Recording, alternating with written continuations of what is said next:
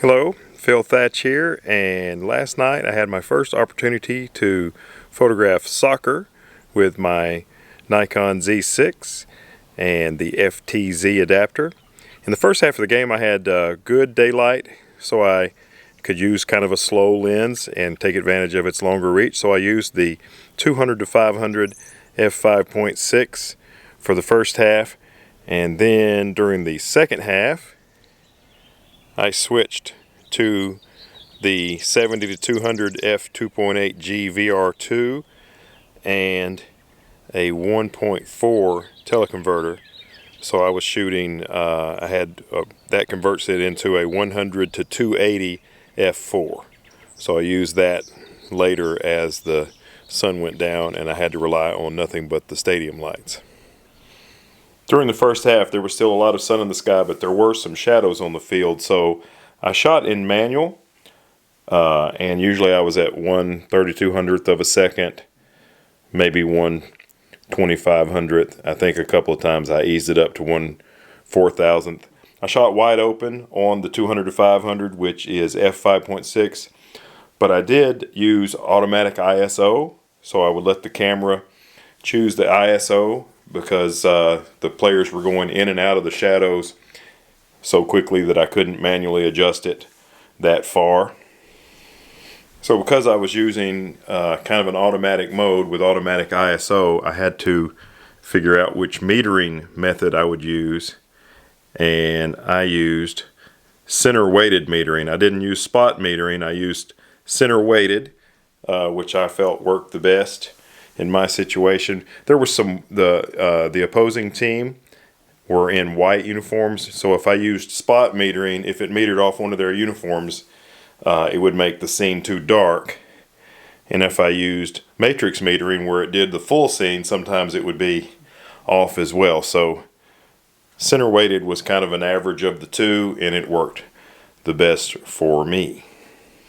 As usual with sports or wildlife, I used continuous high extended for my release mode. I always experiment with various focus modes, and for the soccer match I found that dynamic area autofocus worked the best, although I did try some shots in some of the other modes. But dynamic area, and I usually kept my focus point right here in the middle, or maybe one spot up from the center. I experimented just a little bit, and I'll probably do more of this at the next match, but I experimented just a little bit with video, and when I was shooting video I used full-time autofocus, where it was constantly searching whether I was pressing a focus button or not. When you're doing video, there's less focus modes to choose from. You don't have dynamic area as a choice. You have single, wide area, small, wide area, large, and auto area, which is pretty much the whole screen, which I didn't try. I probably should have tried that some, but what I used for just the very few clips that I shot was wide area autofocus small. And I'll share one of those clips, about a 15-second clip. I'll share one of those clips in this video. Your sales will end in the 75th minute. If you want to be here, this is your last chance to get in line.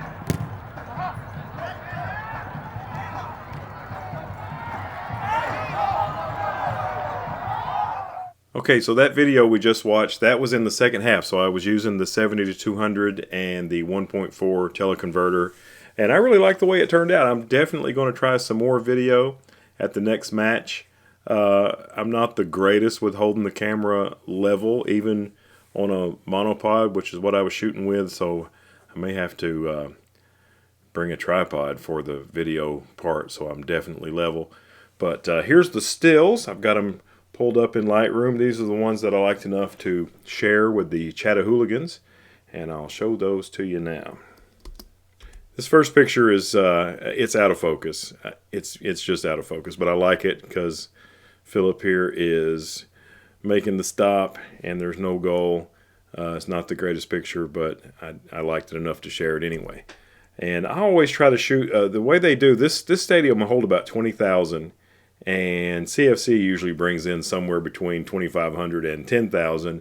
There were 7,000 or 7,500 at this match, so they only open this side of the stands because it'll hold everybody comfortably on that side. So I never shoot from this side of the field with the background of empty bleachers. I always try to shoot from the side that I shot this from, so the bleachers and the stands will have people in them.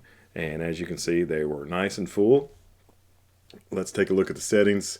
ISO automatic, because this is in shadow, so you can see serious sunlight over here, and way to the left of this on the field is in full sun, but here is in shadow. And so as the game moved back and forth in and out of the shadows, I just wasn't fast enough to make an adjustment from, say, ISO 400 to 4500 that fast. So this one brought it up to ISO 4500 because I'm shooting a high shutter speed, 1/3200th of a second, 220 millimeters on the 200 to 500. Pretty cool shot. And this one, I hadn't changed anything on the camera. Actually, I did slow the shutter speed down some from 1/3200th to 1/2500th. But look at the difference in the shutter speed when it's in the sun. That's just a third of a stop in shutter speed, but the ISO's gone from 4500 to 720. And this is at the full 500 millimeters. Because as you can see, this is way down on the other side of the field from where I was standing. I was about right here, but over 100 yards away on the near side of the field. There's another action moment. With the sun at my back, I had really great sun angle, as my bird photography mentor Arthur Morris always talks about. Keep the sun at your back. So I always try to shoot with the sun at my back if I can. It's hard to get the ball right on the head, even with a pretty fast shutter speed that a Z6 has. Pretty close though. Here's one of the Guatemalan players. I liked this photo enough to share it, even though I was really shooting for the home team. I just thought this picture was pretty cool. Another picture with full stands. I like that. Let's see what the shutter speed is here. The ball's not fully frozen. 1/2500th is not enough to freeze the ball when this guy kicks it.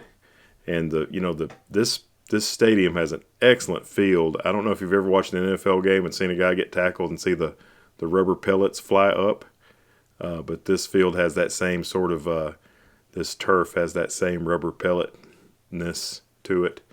Really nice, except for when you're walking around on the sidelines, you'll get some of those rubber pellets in your shoes.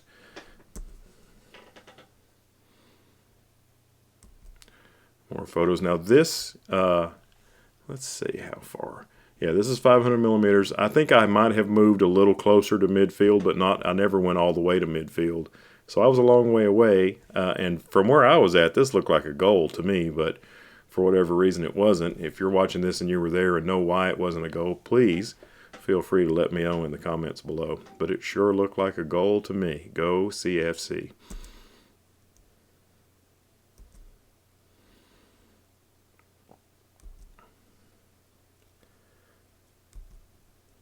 There are the Chattanooga CFC's unofficial supporters. And, they don't work for CFC. They're their own entity, but they are fantastic, and they're almost as entertaining as the action on the field. What a great group of people, and CFC is really lucky to have them as a bunch of supporters. They are awesome, and they come out and bring drums and bells and horns and all sorts of stuff and make a lot of noise, and they write specific cheers for each match. I mean, they're just awesome.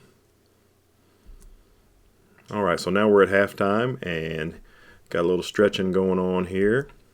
And here we are, and you can see it's getting darker.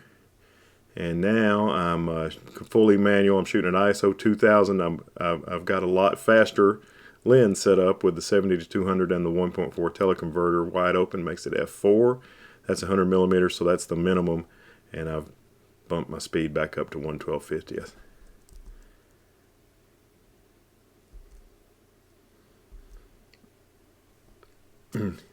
Arguing with the official. It doesn't matter what sport, it happens. I like this guy's trying to point out, look, I'm injured over here. This fella's not having it. Neither is this fella. A little fast break action.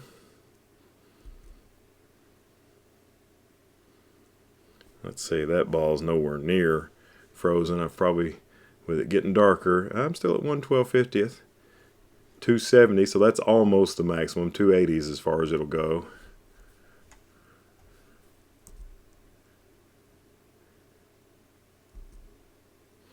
This picture, I think I missed focus. Probably the bricks are better in focus than the player, but I just love this juxtaposition right here. It's cool. And this is, I think this player's new this year for CFC. That I hope I'm not mistaken about that, but he was pretty exciting to watch. A lot of fast moving from him. I believe his number was 16.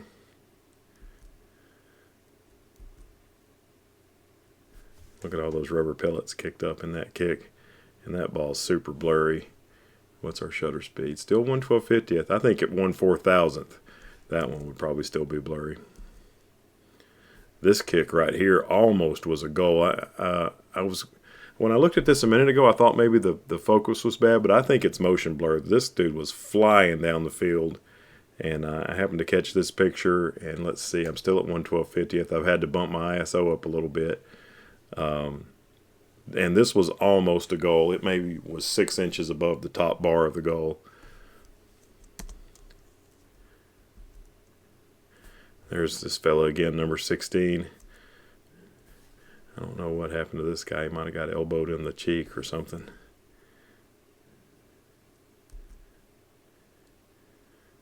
Chasing that ball down. I think that's that same break there. And this is the last picture. So I only got about 32 that I liked this time. But, but this is the first time I've ever done soccer with the Z6. I'm sure I'll get better at it. Now, one thing, in the second half, when it was getting darker and darker, when I was trying to shoot all the way across the field, sometimes the Z6 in low light struggled with land and focus. And I don't think the D500 does that as much. Of course, now I was shooting from so far away, I don't think the picture would have been any good anyway. But I think that my D500 may be what I use. I'll probably use the Z6 with the 200 to 500 in the first half, and then I'll switch to the D500 with the 70 to 200 at f2.8, and with its 1.5 crop, that'll give me a 300 millimeter 2.8 equivalent for the second half when the light is less. So that's probably going to be my strategy moving forward. But let me show you some other stuff. Okay, so here's some websites I want to show you. If you're interested in CFC at all, this is their website, ChattanoogaFC.com. And you can buy tickets here, take a look at their schedule, see what events are coming up, and keep up with everything CFC right here. You can buy merchandise as well. So that's pretty cool. Hey, look, that photo is by my buddy Ray Soldano.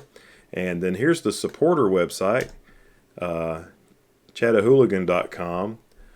This first picture, I actually made this picture and they used it. This was during a rain out, but they are just having them a good old time, even though the event was rained out in the concourse.